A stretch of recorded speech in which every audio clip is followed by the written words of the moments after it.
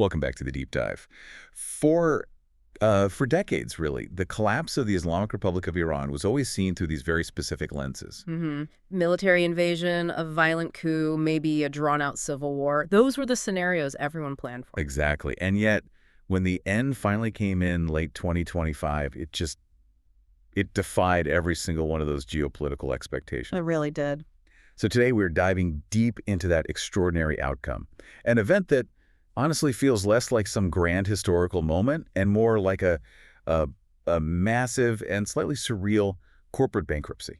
That analogy, the corporate bankruptcy one, it's pulled directly from one of our most insightful sources, and it just captures the core paradox perfectly. Right. Authoritarian power, it usually demands to be knocked down. It needs force. What we saw in Iran was the regime simply ceasing to function. Yeah, it just stopped working. It just stopped. It didn't fall to a foreign invasion. The source puts it perfectly. It collapsed like a badly managed startup whose founders quietly delete LinkedIn profiles before payroll bounces. Wow.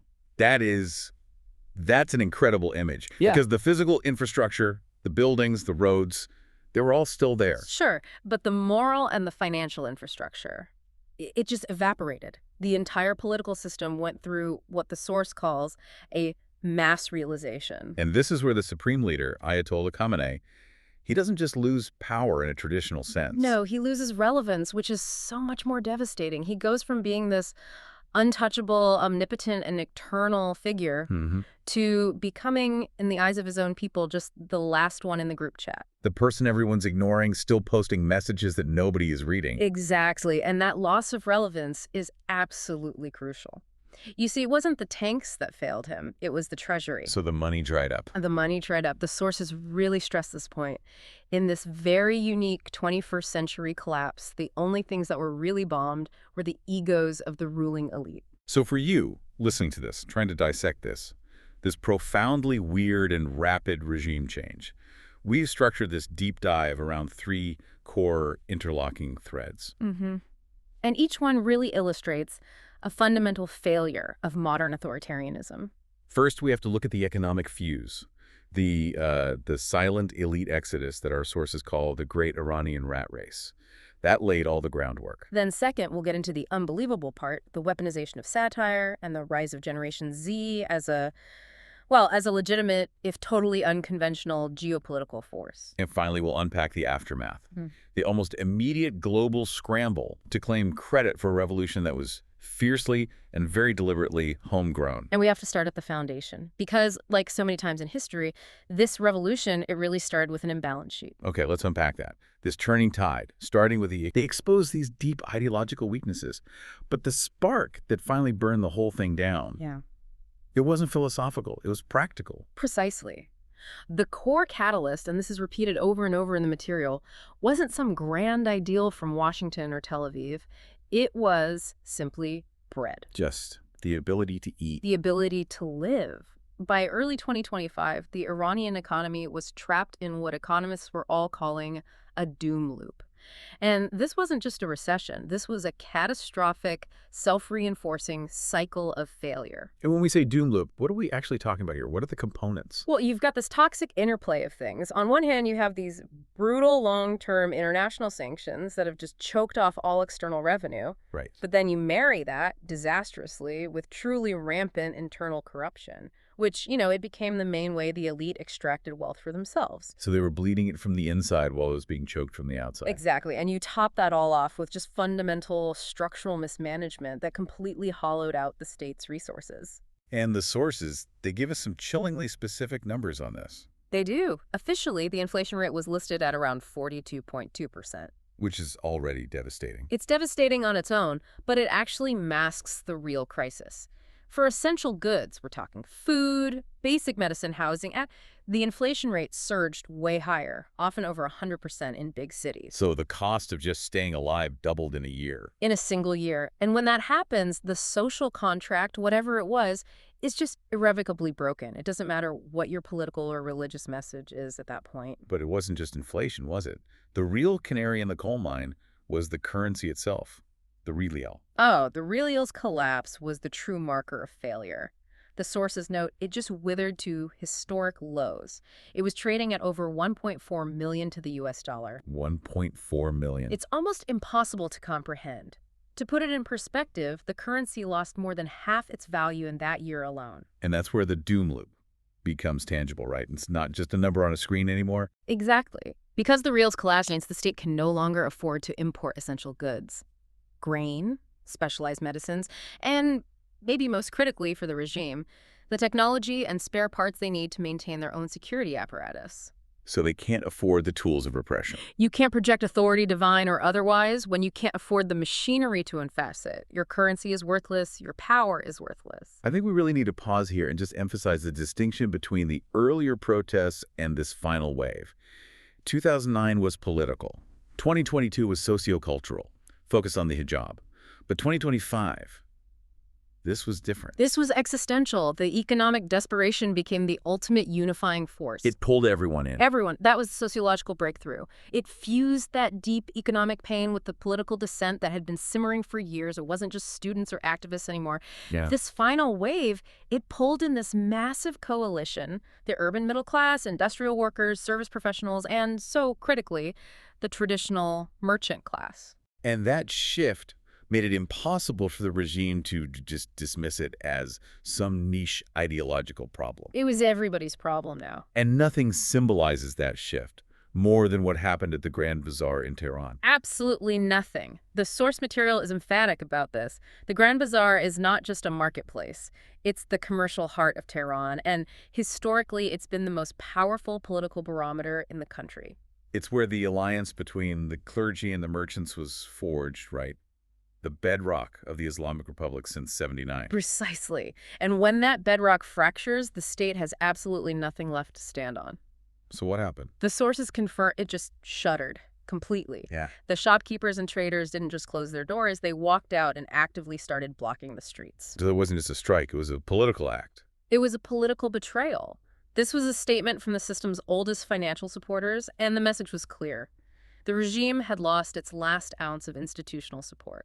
And this cracking was happening so fast that even people inside the government started to, acknowledge it? Acknowledge it and validate it. I mean, you see the dramatic resignation of the central bank governor right in the middle of the crisis. Which is basically the state's top financial guy publicly admitting it's over. It's an admission of total failure. He's saying the economy is beyond repair. But even more telling was the shift in rhetoric from the political side. You're talking about President Masoud Pezeshkian. Yes. He tried to open up some kind of dialogue. He actually acknowledged the legitimate demands of the protesters. That word legitimate, coming from an authoritarian state, that's a huge concession. It's enormous. It shows the elite were no longer speaking from a position of strength. They were terrified and divided. Pezeshkian was basically trying to negotiate the terms of surrender before the crowd reached the palace gates. He legitimized their entire premise. He did. He admitted the crisis was rooted in government failure, not just foreign sanctions. Which brings us to this really unique part of the collapse, this methodical, almost quiet, nonviolent hemorrhage of power. The sources call it the Great Iranian Rat Race. It's such a vivid phrase, and it's perfect because the sound of the regime ending wasn't a battle. It was, as the source says, the sound of rats testing lifeboats. The whole structure just dissolved from the top down, driven by pure self-interest. Power wasn't thought for, it was abandoned. And this concept, the 4 layers of defection, it gives us a really clear framework for how that systematic collapse of loyalty actually worked. Okay, let's break it down. Layer 1, the inner circle. These are your senior officials, the ministers, the powerful advisors, the guys who had access to the real balance sheets. They knew the country was bankrupt and they got out first. This wasn't about ideology for them, was it? Not at all. This was purely transactional. These were economic opportunists who'd spent years turning their political power into personal wealth. The sources detail this sudden spike in private jet departures from Tehran. And they weren't just leaving. They were taking the money with them. Colossal amounts of capital. They were using sophisticated, often sanctioned, banking loopholes and offshore networks. The very systems they'd spent decades denouncing in public. So legitimacy was literally bleeding out through first-class terminals. And through encrypted wire transfers. And the audacity of it is just crystallized in this one anecdote about a former finance official. His nickname was Sticky Fingers. Okay. He gets photographed in Istanbul holding a mojito and posts this caption, "Retired early. Turns out embezzling is a transferable skill." He posted that publicly. He did. And when the guys who manage the treasury are openly bragging about their corruption from exile, the whole concept of state authority just becomes a joke. It signaled to everyone else that the game was officially over. Wow. Okay, so that's layer one. What about layer two, the military elite? This wasn't a classic coup? No, a coup requires conviction, coordination. This was a calculated disengagement. The generals didn't turn their weapons on the regime. They just developed what the source calls strategic ambiguity. Strategic ambiguity. So they just stopped answering the phone. Pretty much. That ambiguity was the quiet killer of the regime's power. Orders went unanswered. Deployment requests were met with sudden, suspicious logistical delays. Key units just failed to show up. Why? Were they not getting paid? They were getting paid in worthless currency, and they were tired of upholding an invincibility myth that was financially bankrupt. Their defection was a risk assessment. Staying loyal was now a bigger threat to their own safety and financial future than just abandoning ship. And there's another one of these incredible anecdotes here. Oh, this one is. It's just so revealing. A senior commander defects, but not alone. He takes a significant number of armored vehicles with him. Right. And then he posts a video on TikTok, the ultimate act of digital disloyalty. And he explains his new business plan. He says, "Firing missiles at empty deserts gets old. I'm opening a kebab stand in Yerevan." The kebabs. A kebab stand. That one quote tells you everything about the shifting value system. Ideology was dead. Pragmatism and entrepreneurial ambition took over. This wasn't a coup by a military genius. It was a career change by a disgruntled officer who wanted a solvent business. Okay, so the money men are gone. The military's checked out. That brings us to layer three, the ideological firewall itself, the clergy. And this is where the entire foundation of the theocracy just crumbles. The Islamic Republic is built on this concept of the guardianship of the jurist. When the religious establishment starts hedging its bets, it's all over. So what did that look like? The source material details how senior ayatollahs, the ones just below Khamenei, started issuing these revolutionary but very carefully worded critiques. And the mosques, which were usually propaganda centers. They started to pivot. The sermons shifted radically. They moved away from the standard decades-old rally cry of "death to America" To what? to a much more immediate and much more dangerous death to bad governance. That is a profound difference. One is abstract and external. The other is a direct threat to the people in the palace. It's internal, it's specific, and it's aimed right at the top. The sources have this one sharp quote from a prominent cleric. He said the supreme leader had become less divine mandate, more administrative liability. Administrative liability. That Yeah. just strips away all the spiritual authority. It reduces him to a failed CEO. Exactly. And when the religious justification for the state fails, all that's left is paperwork. And that paperwork showed total economic ruin. Which brings us to the final layer, layer four, the enforcers, the besieged, the IRGC rank and file, the guys on the street. But blunt instruments of repression. Mhm. But their loyalty, it turned out, was also fundamentally transactional. So it came down to money again. It always does. The sources confirmed the final decisive blow was purely financial. When the salaries for the besieged and the IRGC troops bounced, when their paychecks failed to clear, their loyalty just evaporated. Right. They were suddenly unpaid, undersupplied, and crucially, unwilling to risk their lives for leaders they knew were already fleeing to villas in the Gulf. The fear apparatus needs logistics, and logistics needs solvent banks, The regime couldn't even afford ammunition. which rendered the besieged completely harmless. And the ultimate irony, detailed in the source, is the example of one former commander. Instead of enforcing the regime's will, What was he doing? he was spotted on the street teaching yoga to protesters, giving mindfulness instruction. You're kidding. I'm not. And his justification sums up the entire collapse. He said, "We're not dying for a guy who can't afford ammo. Namaste, revolution." Namaste revolution. Wow. That one quote just it transitions the whole story from theological terror to economic absurdity. all because of a bounce check. It confirms it. The greatest threat to a modern, corrupt, authoritarian state isn't a foreign army. It's simple bankruptcy. And the fact that this collapse was so relatively peaceful is a critical point. That leads us directly into this idea of agency. This was a DIY revolution, and that wasn't an accident. No, it was a strategic choice. The sources make it very clear that the stability and legitimacy of the outcome were secured because the opposition forces themselves made a series of calculated decisions. They knew foreign intervention would compromise everything. This is where the story shifts from just internal failure to really strategic genius on the part of this nascent opposition. It is. The source material details this astonishing fact that during the regime's final weeks, as it was imploding, Israel was watching very, very closely. And they offered to help. They made repeated specific offers for assistance. We're talking precision strikes against IRGC infrastructure, missile facilities, the standard intervention playbook. But the Iranian opposition consistently and strategically said no. They did. They adopted this non-intervention principle because they prioritized the revolution's legitimacy and ownership above everything else. They understood that a clean, internally achieved victory would be unassailable. Both at home and abroad. Exactly. No one could claim it was a foreign plot.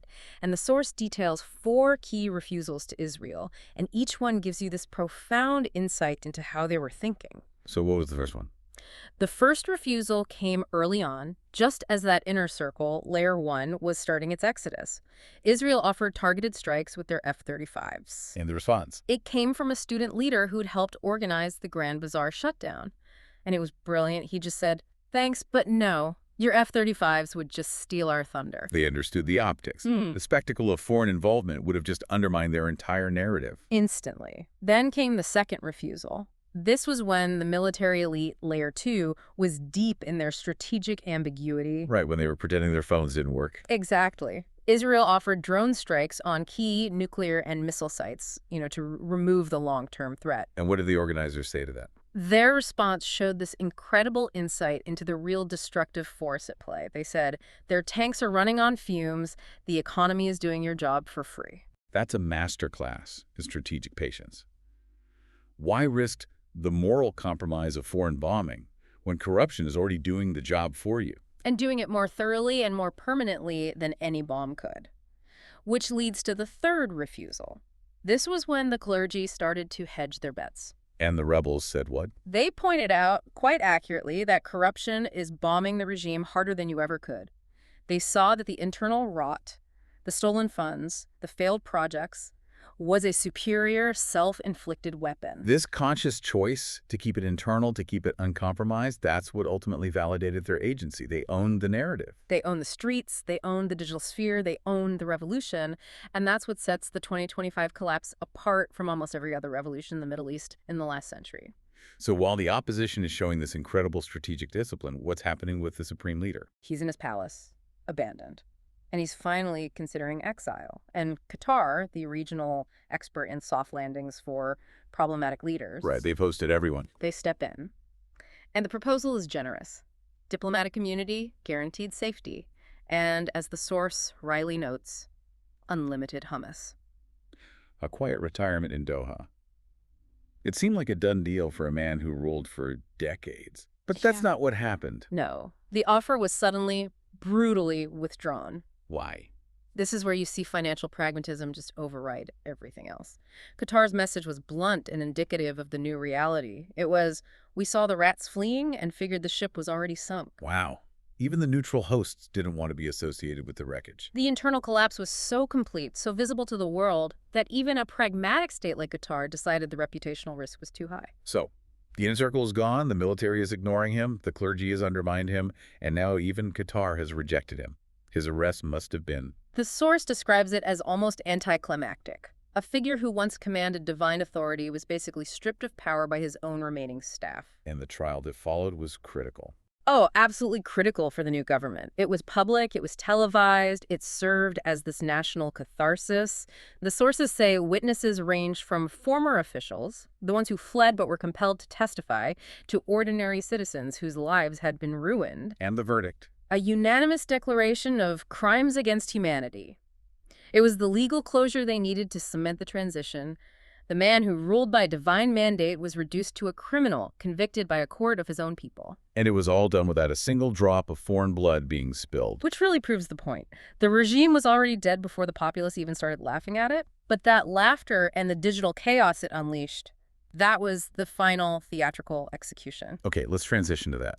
Because the role played by Generation Z is just. It's unbelievable. This is where the tools of collapse switch from spreadsheets to satire. And the absurdity levels just go through the roof. We're about to redefine how we even think about geopolitical warfare. We're shifting from this sober analysis of economic failure to just pure, untamed digital chaos.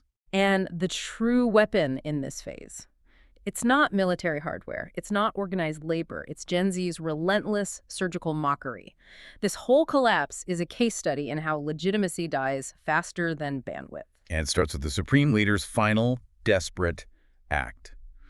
Hours before his compound is overwhelmed, he issues a fatwa. A fatwa against a TikToker.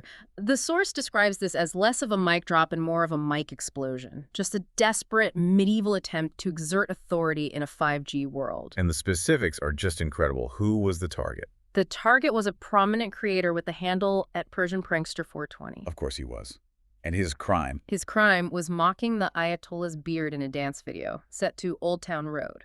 No. Yes. And the source says the fatwa actually thundered against him for likening the holy whiskers to a malfunctioning Roomba. A malfunctioning Roomba. That is the final metaphor for authoritarian power. Desperately chasing dust bunnies while the house burns down. And the immediate response was what the source calls the giggle quake.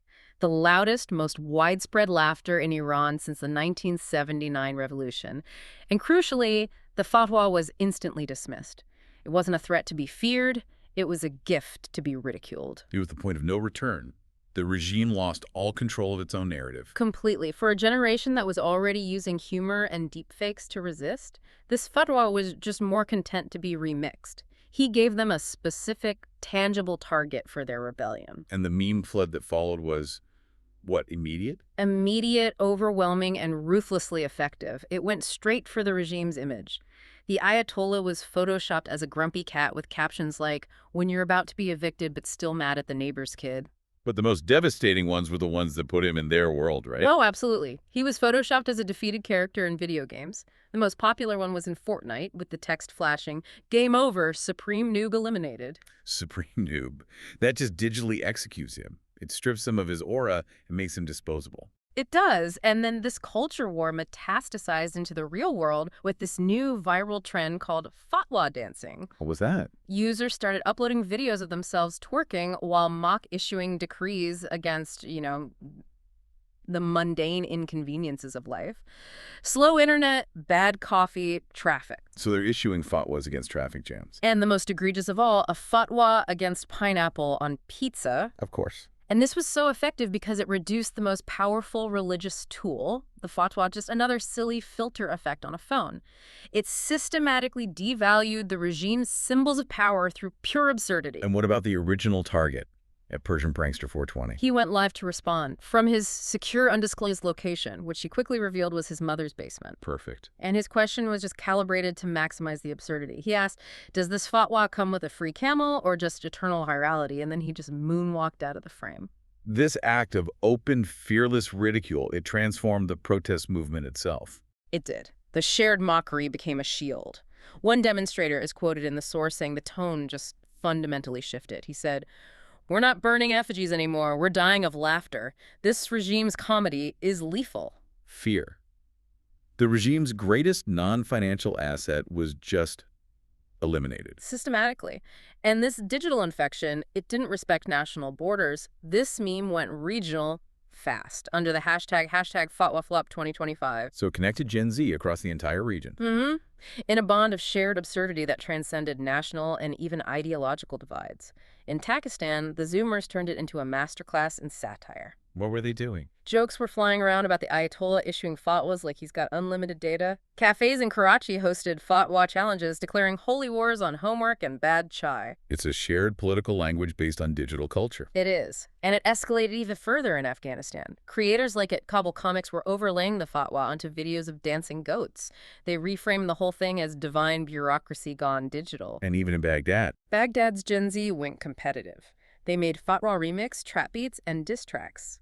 At Baghdad Beats released a viral track where the hook was, Ayatollah dropping bars, more like dropping the ball. This cross-border collaboration. Iranian editors, Pakistani pranksters, Afghan animators, Iraqi musicians. The source calls them the Avengers of Absurdity. It was meme Armageddon. The sheer volume was unprecedented. The source says TikTok's international backbone crashed twice. The algorithm just chose chaos. And the irony is just the ultimate lesson here. A ruler who survived decades of wars and sanctions was undone by a teenager, a beat drop, and the comment section. It confirms that the most dangerous disruptive force on Earth today isn't a missile, it's a meme. Well-edited, perfectly timed, and crucially impossible to ban. And it showed that the public now has this shared, immediate toolkit to just strip authoritarian figures of their dignity. Which is often the last currency they have left. And so now that Iran has collapsed its own regime with spreadsheets and memes, we get into this phase of truly bizarre geopolitical fallout. The chaos goes global. Right. We transition from the revolution itself to the messy aftermath, which really demonstrates that this kind of digital chaos, it's the new international norm. And this is where we find the Himalayan heckle. A story so specific and weird, it just confirms we're in a new age of geopolitics. Okay, set this up for us. The source notes that the famously laid-back Gen Z of Nepal, described as mountain-born and meme-hardened, they watched the Iranian triumph, and instead of congratulating them, they decided to roast them. Of course they did.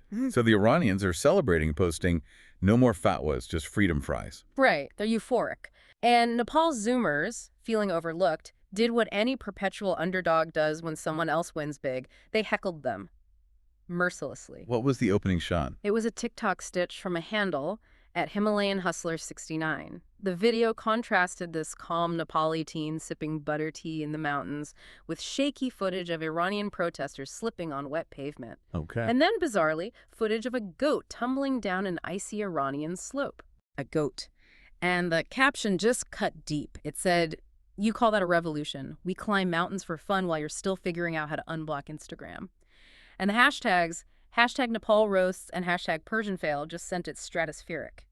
So Iran's Gen Z, fresh off dismantling a theocracy, was not about to be bullied by Himalayan teenagers. Not at all. Their counterattack was swift. A creator in Tehran immediately responded with a montage of Kathmandu traffic jams and power cuts, all set to this very solemn, dramatic Persian lute music for maximum mockery. And the caption? The caption was pure cultural superiority.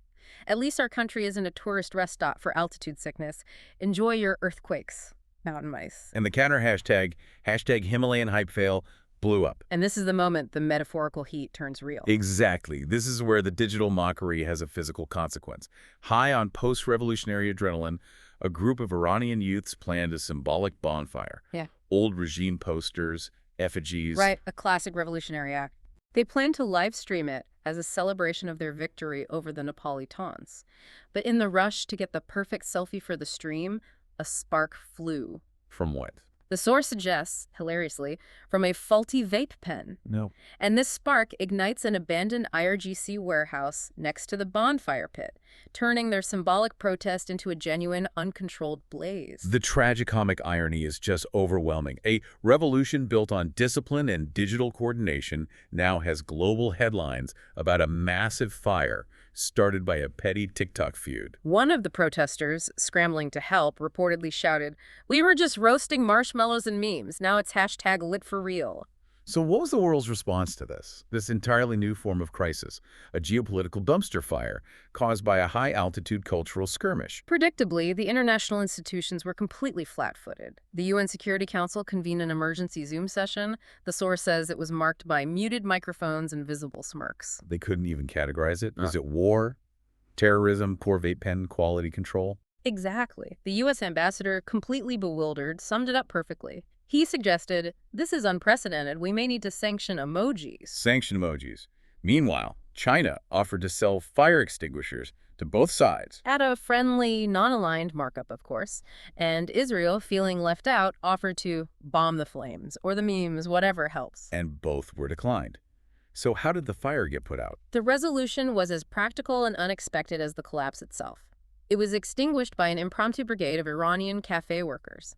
They rushed to the scene with repurposed espresso machines and fire blankets from their kitchens. That's incredible. And the truce? The diplomatic truce was pure digital age statecraft. a joint Nepal-Iran Gen Z livestream. Awkward apologies, promises to stop making fun of each other's infrastructure, and a pledge to collaborate on a global Zoomer revolution app. The ultimate lesson here seems to be that global institutions are built to handle conflicts between states and armies. They have zero protocol for dealing with self-organized, algorithmically amplified cultural beefs that accidentally ignite military warehouses. So we've established that the Iranian people secured their own freedom, pointedly refusing external military help. Now we bring the story full circle, back to Washington, D.C., Where a very different kind of chaos was unfolding, political marketing chaos, the attempt to brand this hard-earned victory. But first, let's just quickly establish the political reality in Iran after the collapse. Right. So the sources confirm the immediate result was the return of Reza Pahlavi, the son of the deposed Shah. But, and this is a critical detail, he didn't return as a king. No. He returned as a constitutional placeholder. He had a narrow, time-bound mandate to oversee the transition to real elections and then step aside. And the interim government was staffed by technocrats. Engineers, economists, data scientists, they promised refreshing bluntness. Their entire agenda was summed up with the promise: less theocracy, more Wi-Fi. It confirms the moral of the story. Yeah. The Islamic Republic collapsed, not with a bang, but with a spreadsheet. A failure of modern administration masked by religious ideology. But the collapse of a high-profile adversary like Iran creates a vacuum, not just for governance, but for glory. And Donald J. Trump, fresh into his second term, saw this as a prime opportunity for what the sources call the Trump credit heist. The bold, bloodless theft of historical ownership of a DIY revolution. The source material details this administrative absurdity beautifully. Trump, convinced that all good things happened because of him, needed to figure out how I did that, even though he'd done nothing. So he summons his loyal vizier, Stephen Miller, to the Oval Office. And he demands that Miller form a working group to reverse engineer his own historical credit. His instruction was direct. Figure out how he did that. Form a task force, all the ways. Bigly. And this became the task force credit grab. Or, as the Age jokingly called it, the credit situation room. Their goal wasn't to understand the revolution. It was to rewrite the narrative. In 3 distinct and increasingly absurd phases. Phase 1 was called the digital paper trail. This was the I tweeted it into existence doctrine. So he's claiming his old tweets did it. He mused, remember when I called the Ayatollah a loser in 2019? That probably scared him into collapse. So the strategy was to retroactively link his old all-caps tweets to protest photos. With slogans like "Tough talk topples tyrants," while quietly ignoring the actual Iranian women students and shopkeepers who did the work. Miller even suggested a theory that the all-caps font and aggressive punctuation of the tweets caused a subtle, cumulative psychological stress that destabilized the Rizal. Facts were entirely negotiable. The only imperative was narrative attribution, which led to phase 2, which was truly unhinged. The invisible hand of Trump theory. This was the conspiratorial stretch. Right. Trump asked, my wall, my strength, my vibes, did I secretly inspire them? And the task force produced a PowerPoint that the source notes would have embarrassed QAnon. With specific, unfounded claims. That Trump's golf swings were causing seismic instability in Tehran. That his hair was acting as a benign political antenna, deflecting Iranian drones back at them. His hair. They also claimed that Starlink satellites were beaming freedom frequencies and capitalist productivity insights into Iranian universities. The goal was simple: place the cause of the collapse entirely outside of Iranian agency. And firmly within Trump's visionary leadership. And that, of course, led to phase 3, the global gloating tour. The victory lap. Exactly. He planned a call to Reza Pahlavi to just say, you're welcome, I did this, and I expect credit. And the official White House communique. A masterpiece of revisionist history. Under President Trump's visionary leadership, Iran achieved freedom and stability. Zero mention of any Iranian sacrifice or digital resistance. The irony is just so layered. Right. What was the reaction elsewhere? Prime Minister Netanyahu, who had offered to bomb Iran 6 times and been refused, reportedly laughed and noted that, sure, they declined F-35s, but they'll credit Trump's tweets. And even the jailed Ayatollah. He allegedly muttered to his guards, at least my fatwas were original. This claim is derivative political fiction. So the final analysis of this credit heist is just a perfect distillation of modern political theater. Iran earned its revelation the hard way. Courage, economic exhaustion, collective ridicule. Trump earned his credit the easy way, by watching cable news and filing a political claim for historical ownership. Which gives us the final, crucial, modern rule of political glory. If you can't make history, you market it. If you can't lead a revolution, you brand it. And if the facts get in the way, you just hire a task force to rewrite them. As we synthesize all of this massive amount of information, let's bring it back to you, the listener, and just review the key takeaways from this unprecedented collapse. The whole episode really does redefine what power looks like in the 21st century. First and foremost, economic instability is the ultimate catalyst. That doom loop was the real executioner. When the price of bread and medicine exceeds the value of ideological loyalty, no amount of religious mandate or military repression can save a regime. It's that simple. Second, the effectiveness of nonviolent, digitally coordinated opposition is just. It's undeniable. The great Iranian rat race was accelerated by the knowledge that the populace was unified and armed with ridicule. It just made the cost of staying loyal, both financially and psychologically, too high to bear. And third, the critical importance of local agency. This revolution was validated because the opposition consciously chose to keep it internal. Repeatedly refusing external intervention, this was Iran's victory, earned on their streets and cemented in their comment sections.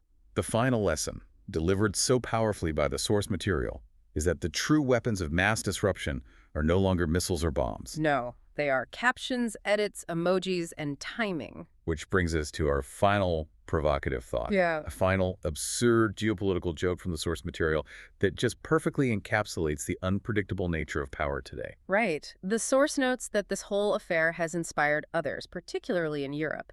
It shows that digital chaos is contagious. Apparently, Liechtenstein's Gen Z is reportedly drafting a formal digital response to all this.